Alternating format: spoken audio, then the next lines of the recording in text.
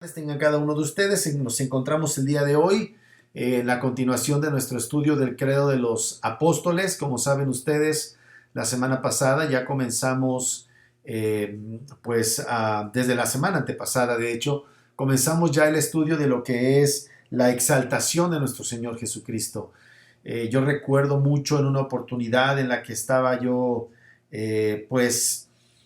tratando de presentar una correcta idea de lo que es la cruz y la resurrección de nuestro Señor, y recuerdo que tuvo una controversia entre los que estábamos ahí participando en aquel tiempo, y yo sugería que se cantara una canción que se llama Mírenlo ahí, una canción de un hermano que se apellida Sotelo. Este hermano hizo una composición en la que él está, pues, de alguna manera siendo testigo ocular, en la canción, por supuesto, de esta crucifixión, y instándonos a mirarlo ahí, su costado abierto, y hablando de esto, ¿verdad? Y la persona que hacía referencia a esta canción como inadecuada para lo que pretendíamos presentar decía que se presentaba a Cristo ahí derrotado. Pues definitivamente la cruz no es ninguna derrota. La cruz ciertamente es claramente es lo que era necesario para nuestra justificación, para nuestra redención. Entonces, definitivamente, yo sí me sentí bastante incómodo, porque hacer referencia solamente a los triunfos de Cristo en el sentido de nuestra mentalidad humana, pues puede robarnos de la bendición que es tener un correcto entendimiento de que nuestro Señor estuvo en un tiempo de humillación.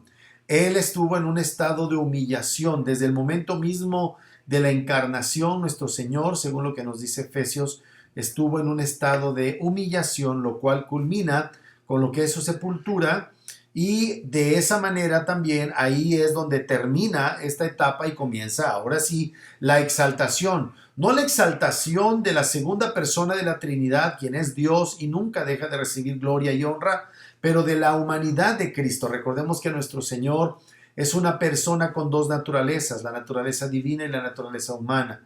Ahora, está de tal manera unida la naturaleza divina a la naturaleza humana, que ciertamente la naturaleza divina se humilla y se despoja de su gloria, no en el sentido de dejar de ser Dios, sino en el sentido de despojarse de su fama, despojarse de esta gloria que siempre lo acompañó, y de alguna manera, déjenme decirlo así, empaquetada en una humanidad que desde la perspectiva de los hombres era poco atractiva.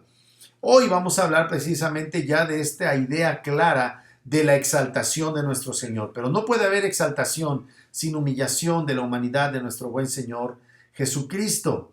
El día de hoy vamos a centrarnos en esta expresión que dice subió al cielo como parte de nuestro credo. Nosotros decimos creemos o creo en Dios Padre Todopoderoso, todo lo que acabamos de leer hace un momento, y llegamos a esta parte donde decimos que creemos que Él subió al cielo y está sentado a la diestra de Dios Padre Todopoderoso. Y lo que estamos diciendo es que ahora nuestro Señor Jesucristo, en su humanidad, no quedó aquí en la tierra, sino que ascendió. Se lleva a cabo esta gloriosa obra de exaltarle hasta lo sumo, como dice el libro de Efesios, como lo dice el libro de Filipenses. Les pido por favor que me acompañen al capítulo 16 del Evangelio de Marcos. Marcos capítulo 16, Marcos 16, 19. Dice así la palabra de nuestro Dios. Dice en Marcos 16, 19.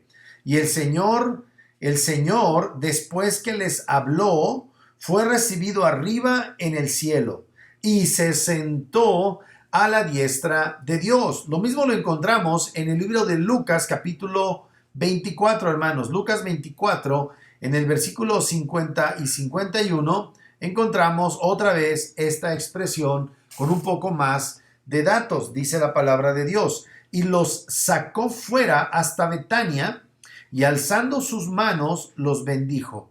Y aconteció que bendiciéndolos se separó de ellos y fue llevado arriba al cielo. También encontramos un relato un poco más extenso en el libro de Hechos, capítulo número 1, versículo 4 al 11. Hechos, capítulo 1, versículo 4 al 11.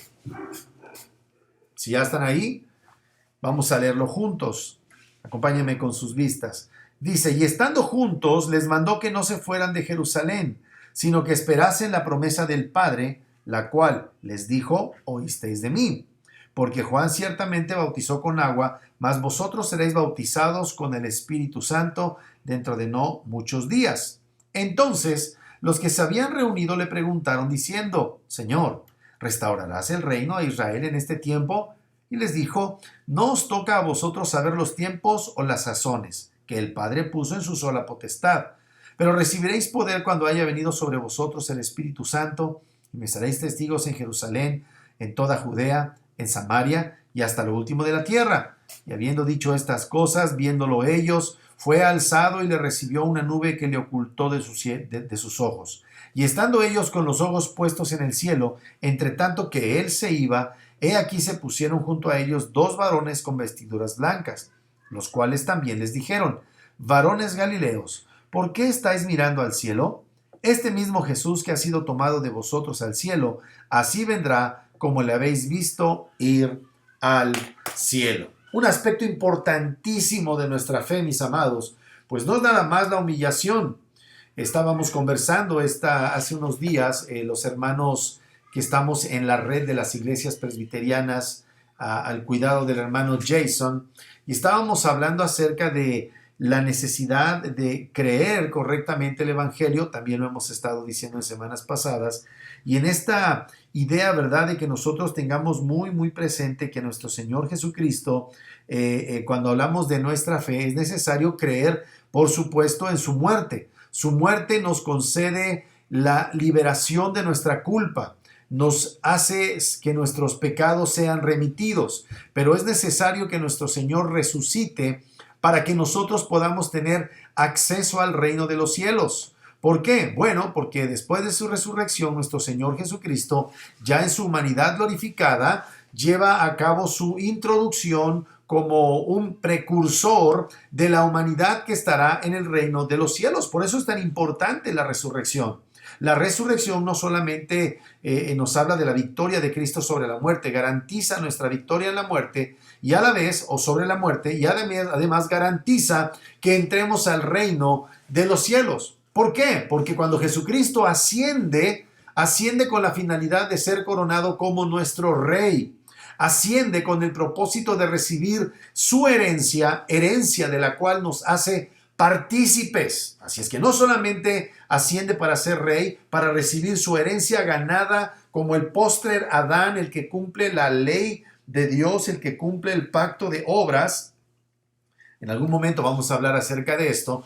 Y entonces, cuando nuestro Señor recibe su herencia, entonces Él está reinando en los cielos y está intercediendo por nosotros y está preparando un lugar para nosotros. Por eso es tan importante la muerte, la sepultura, la resurrección, la ascensión y la introducción de nuestro Señor Jesucristo en la morada celestial, porque está haciendo lugar para nosotros. La ascensión, a final de cuentas, es la finalización, la conclusión de la resurrección, de esto que conocemos como la exaltación. Así como se habla de la humillación de nuestro Señor Jesucristo, debemos hablar de su exaltación, la cual, en términos de lo que inicia con la resurrección, ¿verdad? Pues concluye en esta etapa en la ascensión. En este punto nos encontramos en la historia. Todavía habrá otra última etapa, otra última, por así decirlo, pues sí, otra última etapa de la exaltación de nuestro Señor, que es cuando Él regrese aquí a la tierra para juzgar a vivos y a muertos y para traer venganza sobre los enemigos de su Padre. Entonces, cuando hablamos de su muerte y su resurrección, es importante que nosotros entendamos que Cristo Jesús fue ascendido a los cielos como nuestro sumo sacerdote perfecto. Entró al cielo para presentarse como el sacrificio aceptable delante de su Padre, nuestro Dios, y recibir su recompensa, su herencia. Miren lo que dice en Hebreos capítulo 9, versículo 24. Vamos para allá, por favor. Hebreos, hablando de esta recompensa, Hebreos en el capítulo 9, en el versículo 24, nos dice lo siguiente acerca de nuestro Señor como sumo sacerdote, recibiendo presentándose delante de Dios como esta ofrenda aceptable. Dice, fue pues necesario, versículo 23, Hebreos 9:23, fue pues necesario que las figuras de las cosas celestiales fuesen purificadas así, pero las cosas celestiales mismas con mejores sacrificios que estos, porque no entró Cristo en el santuario hecho de mano, es decir, no entró en el templo de Herodes.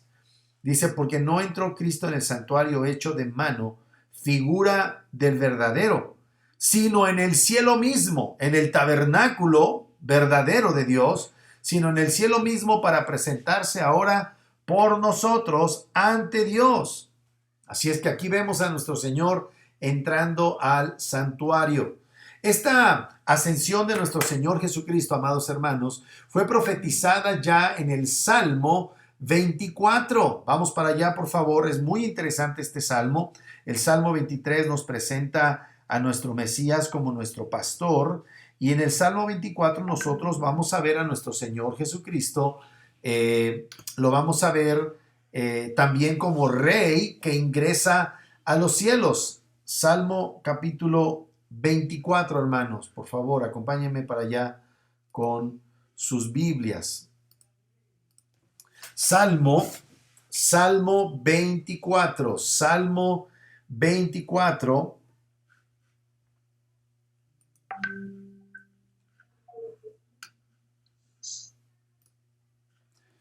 Muy bien, vamos a llevar a cabo la lectura. Dice, de Jehová, aquí nos habla de nuestro Señor Mesías como el Rey de Gloria. Miren cómo dice, de Jehová es la tierra y su plenitud, el mundo y los que en él habitan, porque él la fundó sobre los mares y la afirmó sobre los ríos. ¿Quién subirá al monte de Jehová? Observen esta pregunta. ¿Quién subirá al monte de Jehová?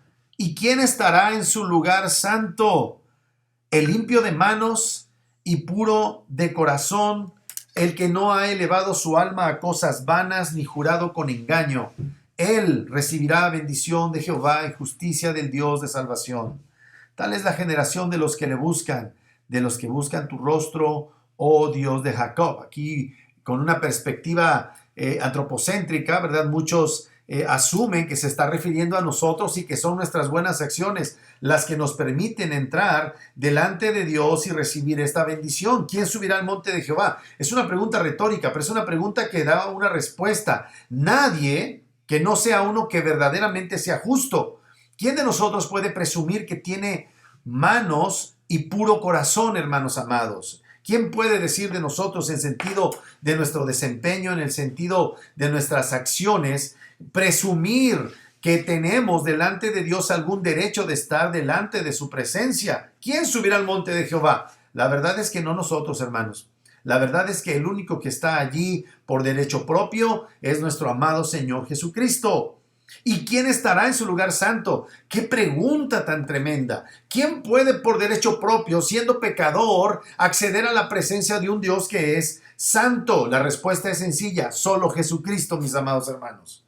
Así es que es muy importante que nosotros observemos, ¿verdad?, quién es el que sube a los cielos. Y es claro por la resurrección, como nos dice la Santa Palabra, que es el Rey de Gloria quien entra por esas puertas a los cielos. Miren cómo dice en el versículo número 7 de Salmo 24, alzad, oh puertas, vuestras cabezas, y alzaos vosotras puertas eternas, y entrará el Rey de Gloria. ¿Quién es este Rey de Gloria? Jehová el fuerte y valiente, Jehová el poderoso en batalla. Alzado puertas vuestras cabezas y alzaos vosotras puertas eternas, y entrará el Rey de Gloria. ¿Quién es este Rey de Gloria? Jehová de los ejércitos. Él es el Rey de gloria. Así es que aquí vemos este salmo impresionante. En el Salmo 22 vemos a nuestro Señor Jesucristo sufriente, a nuestro buen pastor sufriente. ¿Se acuerdan del Salmo 22, verdad?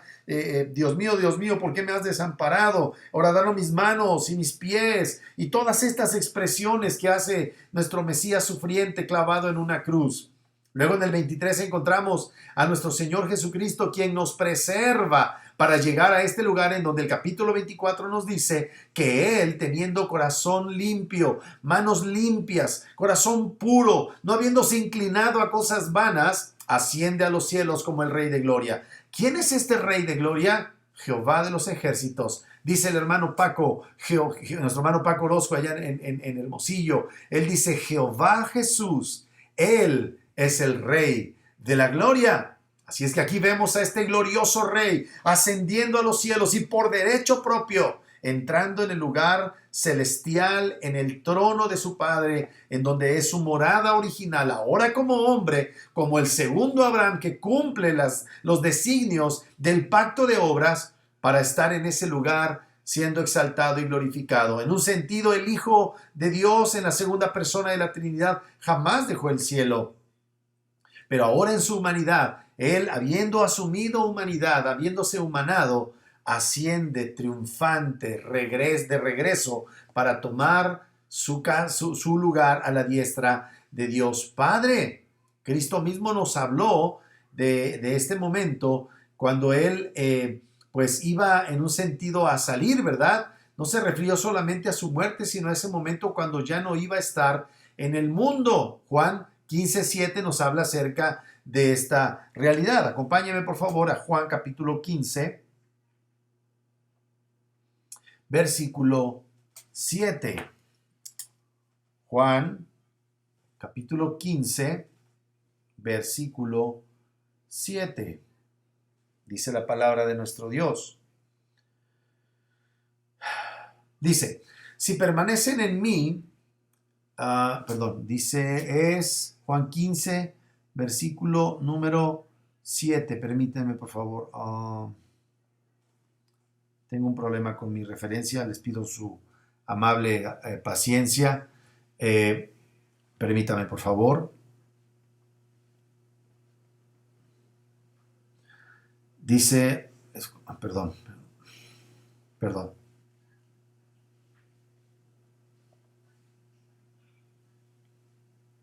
Es Juan 16:7. Perdónenme, por favor, el error que tuve. Dice Juan capítulo 16, versículo 7. Pero yo os digo la verdad, os conviene que yo me vaya, porque si no me fuera, el Consolador no vendría a vosotros, mas si me fuere, os lo enviaré. Vamos, lo que el Señor está aquí prometiendo es que es necesario que Él vaya. Bueno, para esto, en este punto, era necesario que Él padeciera a manos de los líderes religiosos de Israel, que padeciera a manos de impíos romanos por mi pecado, por su pecado, hermanos, por nuestros pecados, y entonces Él muriere en una cruz, fuere sepultado, resucitado al tercer día y ascendiere a los cielos, para que entonces, estando Él delante de la presencia de Dios su Padre, habiendo cumplido su responsabilidad como el postrer Adán, su Espíritu Santo viniere por nosotros. Él les había dicho a los discípulos ya acerca de esta promesa.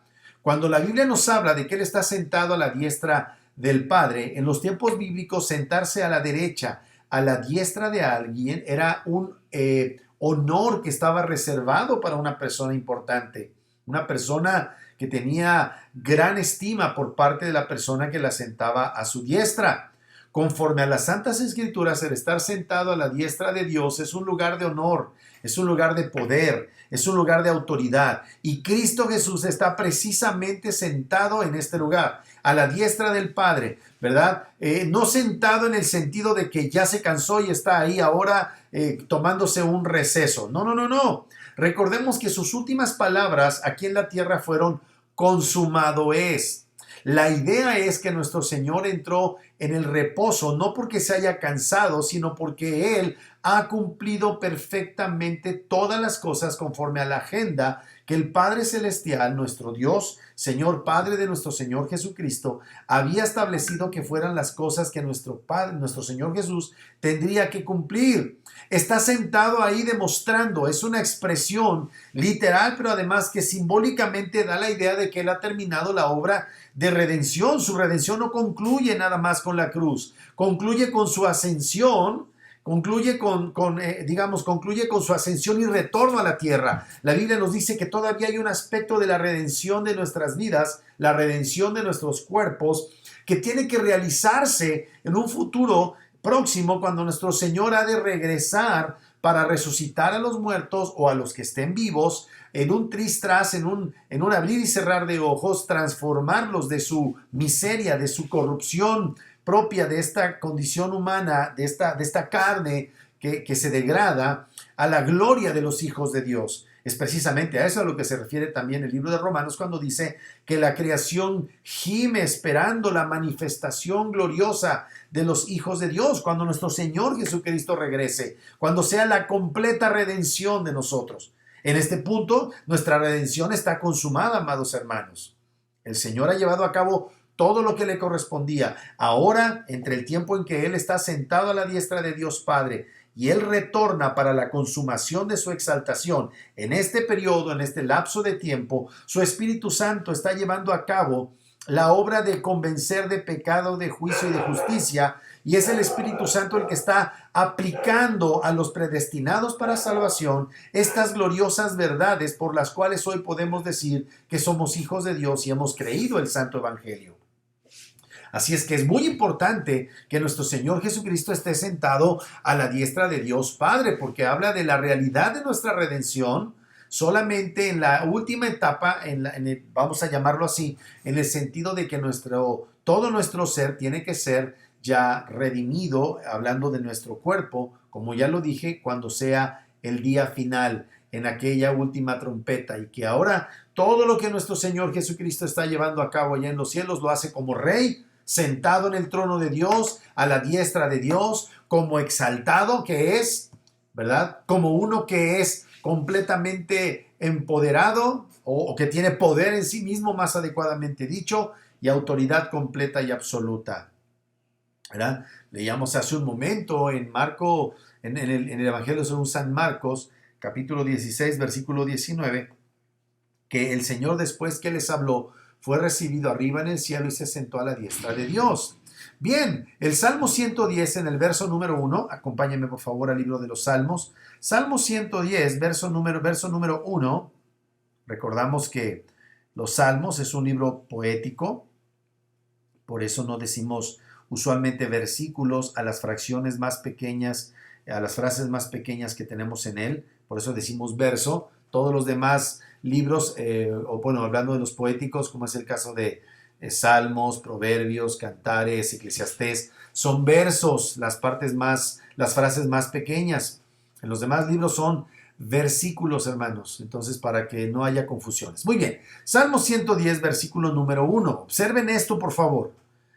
En el Salmo 110, verso 1 dice: Jehová dijo a mi Señor, siéntate a mi diestra hasta que ponga a tus enemigos por estrado de tus pies. Entonces observen esta promesa ya desde el Antiguo Testamento, en la que se hace referencia a este pacto en la eternidad, en el que el Padre promete al Hijo, ¿verdad?, que Él estará sentado a su diestra, hasta que sean puestos sus enemigos por estrado de sus pies. Regresando al libro de Hebreos, que fue nuestra lectura del día de hoy, en el capítulo número 10, encontramos también esta frase. Hebreos capítulo 10, versículos 12 y 13. Hebreos 10, 12 y 13. Dice así la palabra de Dios. Pero Cristo, habiendo ofrecido una vez para siempre un solo sacrificio por los pecados, se ha sentado a la diestra de Dios. Observen esto, amados. Cristo, habiendo ofrecido una vez para siempre un solo sacrificio por los pecados, obviamente ese sacrificio implica su muerte en la cruz, dice que habiendo ofrecido este sacrificio una sola vez por todos los pecados, se ha sentado a la diestra de Dios. y de ahí en adelante esperando que sus enemigos sean puestos por estrados de sus pies. Y aquí otra vez hace referencia, porque con una sola ofrenda hizo perfectos para siempre a los santificados.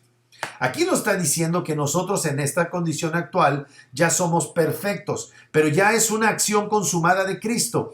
Desde la perspectiva, vamos a llamarlo así, contable en los cielos, nosotros ya somos contados hijos de Dios y somos contados como perfectos, no a causa de nuestra vida ni de nuestro desempeño, a causa de la perfección de la obra de redención de Cristo. Esto es maravilloso, hermanos. Porque lo que nosotros no podemos hacer con todo nuestro anhelo por agradar y complacer a Dios en nuestras propias fuerzas, porque vemos que somos torpes, esto ha sido aceptado por Dios cuando recibe a Cristo y lo sienta a su diestra. Esto es, Dios nos cuenta como ya perfeccionados.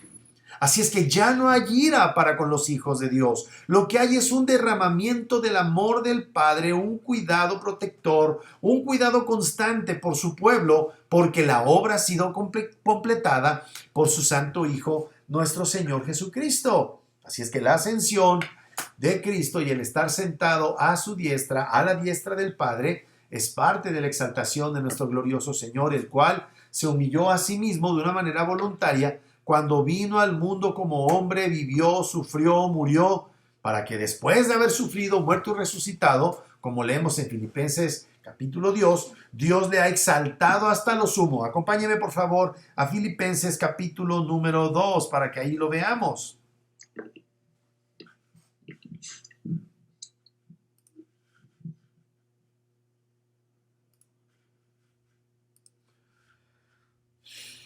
Filipenses capítulo 2. Dice la palabra de nuestro Señor. Ahí el hermano Pablo está tratando un problema de algunas rivalidades incorrectas que se estaban dando en la iglesia de Filipenses, y entonces él apela a este fruto del Espíritu. Dice, haya pues en vosotros este sentir, esta actitud, esta disposición que hubo también en Cristo Jesús, el cual siendo en forma de Dios, esta es una expresión para afirmar la divinidad de Cristo, el cual siendo en forma de Dios, no estimó el ser igual a Dios como cosa a que aferrarse. Aquí ha comenzado a hablar ya de la humillación de nuestro Señor Jesucristo. Dice, el cual no estimó, dice, el cual siendo en forma de Dios no estimó el ser igual a Dios como cosa que aferrarse, sino que se despojó a sí mismo, tomando forma de siervo. La expresión aquí es esclavo, hermanos. Tomando forma de esclavo, hecho semejante a los hombres. Y estando en la condición de hombre, mire, se humilló a sí mismo, haciéndose obediente hasta la muerte y muerte de cruz. Ojo, por lo cual Dios también le exaltó hasta lo sumo, la diestra de Dios. Y le dio un nombre que es sobre todo nombre, es decir, ahora un hombre, ¿verdad? Que siendo Dios se humana, este hombre recibe el más excelente nombre, dice. Por lo cual Dios también le exaltó hasta lo sumo y le dio un nombre que es sobre todo nombre. Lo que está diciendo es tremendo teológicamente acá, porque lo que está diciendo el apóstol Pablo, el glorioso teólogo que nuestro Padre Celestial inspiró por su Espíritu para enseñarnos estas cosas, nos está diciendo que ahora se puede decir del Hijo de Dios humanado, el Hijo de Dios humanado exaltado a la diestra de Dios Padre, se puede decir de él precisamente lo que se puede decir de Dios en todos sentidos. Es decir, esta humanidad que sigue siendo humanidad pero glorificada, contiene a la segunda persona de la Trinidad y podemos atribuirle a Jesucristo lo que le atribuimos al Padre y al Espíritu Santo. Esto es tremendo. Lo que está diciendo es el Padre está declarando Dios a un hombre, pero este hombre siempre fue Dios. Lo que está diciendo es realmente que el que fue Dios o el que siempre ha sido Dios se hizo hombre y ahora como hombre lo que por derecho era suyo en la divinidad ha sido ganado en su humanidad y por eso Dios le ha dado el más excelente nombre, el nombre que es sobre todo nombre. Dios me perdone por ser tan limitado para expresar estas ideas gloriosas, hermanos. Perdón porque a lo mejor dije hasta alguna barbaridad, pero es una cosa maravillosa lo que nos está diciendo Pablo. Dice, por lo cual Dios también le exaltó hasta lo sumo y le dio un nombre que es sobre todo nombre, para que en el nombre de Jesús se doble toda rodillas de los que están en los cielos y en la tierra y debajo de la tierra, y toda lengua confiese que Jesucristo es el Señor, para gloria de Dios Padre. ¿Se dan cuenta qué importante es la doctrina de la ascensión, amados hermanos? Tiene que ver con la consumación de su obra, tiene que ver con que está garantizado que nosotros vamos a ser, está garantizado nuestro lugar en los cielos. Dios nos cuenta perfectos, hermanos, aunque aquí en la tierra nosotros estemos tan conscientes de nuestra imperfección. La humillación de nuestro Señor Jesucristo fue necesaria para su exaltación. Fue necesaria, como lo vemos también en Efesios capítulo 4, versículo 9. Vamos para allá rápidamente, Efesios 4, 9, que dice, ¿verdad? Efesios capítulo 4, versículo 9. Y eso, bueno, desde el versículo número 8.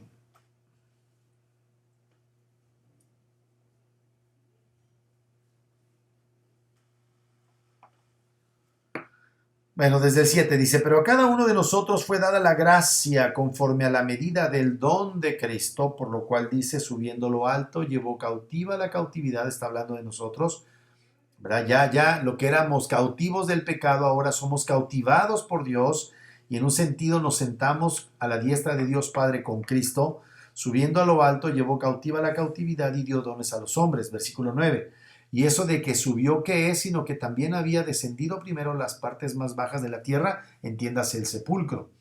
Que descendió es el mismo que subió por encima de todos los cielos para llenarlo todo. Y el mismo constituyó a unos apóstoles, a otros profetas, a otros evangelistas, a otros pastores y maestros, a fin de perfeccionar a los santos para la obra del ministerio, para la edificación del cuerpo de Cristo. Así es que aquí vemos que nuestro Señor Jesucristo tenía que descender a las partes más bajas del mundo, a la tierra, en humillación, antes de ser exaltado y coronado en la gloria a la diestra del Padre, ¿verdad? Vamos a Hebreos capítulo 1, versículo 8. Hebreos 1, 8, que nos dice estas palabras. Aquí está haciendo referencia al mismo Salmo 110 al que hicimos referencia hace un momento. Dice, mas del Hijo dice, hablando de comparando, el autor de Hebreos comparando la gloria del Hijo con la gloria de los ángeles, la supereminente grandeza de nuestro Señor Jesucristo en relación con los ángeles, dice, mas del Hijo dice, tu trono, oh Dios, por el siglo del siglo. ¿Quién le está diciendo Dios a este Dios? Dios le dice a Dios el Hijo, dice, tu trono, oh Dios, por el siglo del siglo, cetro de equidad es el cetro de tu reino. Has amado la justicia y aborrecido la maldad, por lo cual te ungió Dios, el Dios tuyo, con óleo de alegría más que a tus compañeros. Así es que aquí vemos este óleo de alegría con el cual Dios unge al Hijo en relación con sus compañeros humanos que, por más que nos esmeremos, amados hermanos, solo en Cristo obtenemos la justicia suficiente desde la perspectiva de Dios para estar delante de Él, que es santo. Así es que es muy importante que nosotros tengamos un entendimiento de esto. El hecho de que Cristo ascendió y que ahora esté a la diestra del Padre nos enseña de su posición como mediador e intercesor.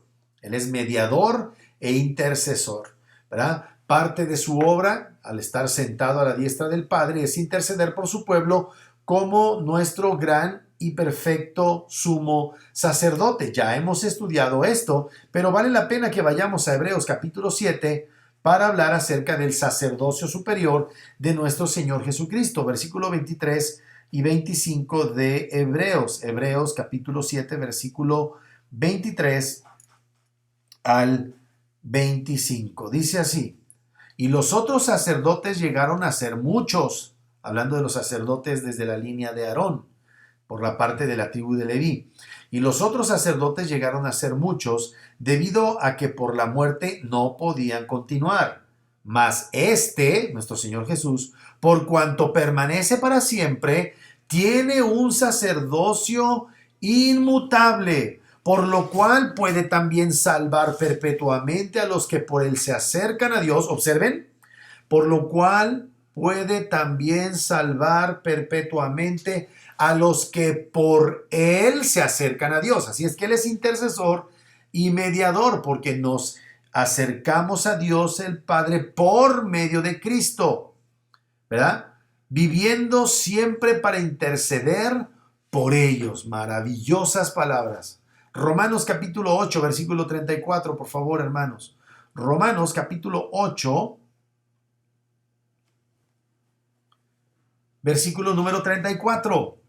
Romanos 8:34, esta preciosa carta nos dice acerca de este maravilloso ministerio de intercesión de nuestro Señor Jesucristo, hablando Pablo en esta preciosa expresión, ¿verdad? De ¿quién acusará a los escogidos de Dios? O sea, la idea no es que no nos acusen, la idea es que aquel que nos acusa queda sin argumentos para que se emita condena por nosotros. Miren cómo dice, ¿quién acusará a los escogidos de Dios? Dios es el que justifica. ¿Quién es el que condenará? Cristo es el que murió. Más aún, el que también resucitó, el que además está a la diestra de Dios, el que también intercede por nosotros. ¿Quién nos separará del amor de Cristo? ¿Tribulación o angustia o persecución o hambre o desnudez o peligro o espada?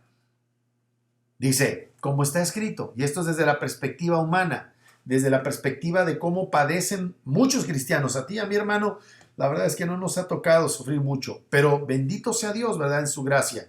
Pero hay hermanos que están padeciendo y como dice en este momento Pablo en esta escritura, como está escrito, por causa de Cristo, por causa de ti somos muertos todo el tiempo, somos contados como ovejas de matadero. Esa es desde la perspectiva de lo que el mundo le hace a los hijos de Dios. Pero miren lo que dice, versículo 37, antes. En todas estas cosas somos más que vencedores por medio, Él es nuestro mediador, por medio de aquel que nos amó, por lo cual estoy seguro de que ni la vida, ni la muerte, ni la vida, ni ángeles, ni principados, ni potestades, ni lo presente, ni lo porvenir, ni lo alto, ni lo profundo, ni ninguna otra cosa creada nos podrá separar del amor de Dios que es en Cristo Jesús, Señor nuestro. ¿Se da cuenta qué importante? ¿Se dan cuenta qué crucial es para nosotros que nuestro Señor haya ascendido y esté sentado a la diestra de Dios Padre? Él intercede por nuestros pecados. Ciertamente lo hace. Su sacrificio, su persona, sus heridas allá en el cielo son el recordatorio delante del Padre, y no porque el Padre sea olvidadizo. El Padre no necesita olvidar, no necesita en un sentido que el Hijo esté ahí sentado y recordándole, porque el Padre ha tomado ese sacrificio como lo más valioso. Está a causa de nosotros esta expresión allí en las Escrituras, para que recordemos que Él intercede por nosotros. Primera de Juan 2:1 nos dice, si quieren ir ahí a anotarlo, Primera de Juan 2:1 dice, hijitos míos, estas cosas os escribo para que no pequéis. Y si alguno hubiere pecado, hablando de los hijitos, y si alguno hubiere pecado, abogado tenemos para con el Padre, a Jesucristo el justo. Nosotros somos justos por imputación. Nuestro Señor Jesucristo es justo de una manera intrínseca, de una manera propia. Así es que pecamos, hermanos. El hermano Juan nos dice, hijitos, no pequen. Les escribo esto para que no pequen. Bueno, hay que ver el contexto de esa carta, pero en general es una exhortación a no pecar en lo general y en particular atentando contra la santa doctrina y contra la unidad de la iglesia. Y aquí Juan nos dice, hijitos, estas cosas os escribo para que no pequéis. Y si alguno hubiere pecado, abogado tenemos para con el Padre, a Jesucristo el justo. ¿Por qué? Porque siempre delante del Padre el sacrificio de Cristo es extremadamente valioso. La aplicación del hecho, para ustedes y para mí, pensar en el hecho, cómo podemos aplicar estas gloriosas verdades acerca de tener a un gran sumo sacerdote allá en los cielos, la encontramos otra vez yendo a Hebreos capítulo 4. Hebreos capítulo 4 nos dice cuál es una aplicación práctica para ti y para mí de tener a nuestro Señor Jesucristo ascendido, después de haber resucitado, como nuestro gran sumo sacerdote. Miren por favor lo que dice en Hebreos capítulo 4, versículo 14 al 16. Por tanto, teniendo un gran sumo sacerdote que traspasó los cielos, Jesús el Hijo de Dios, retengamos nuestra profesión, sigamos siendo cristianos a pesar de las tentaciones, porque no tenemos un sumo sacerdote que no pueda compadecerse de nuestras debilidades, sino de uno que fue tentado en todo según nuestra semejanza, pero sin pecado. Acerquémonos pues. ¿Cómo nos acercamos? Confiadamente al trono de la gracia, al asiento de misericordia, al trono de la misericordia de Dios, para alcanzar misericordia y hallar gracia para el oportuno socorro. Ahí mismo el autor de Hebreos nos dice en el capítulo 10, versículos 19 al 25, otra aplicación práctica. Dice así que, hermanos, teniendo libertad para entrar en el lugar santísimo por la sangre de Jesucristo. Aquí la expresión sangre de Jesucristo, dicen los teólogos, es instrumental, es una expresión, vamos a decirlo así, poética para referirse a su muerte, ¿verdad? Por la sangre, por la vida derramada de Cristo, por su muerte. O sea, no es porque la sangre tenga un poder, debemos, acuérdense, alejarnos de toda superstición.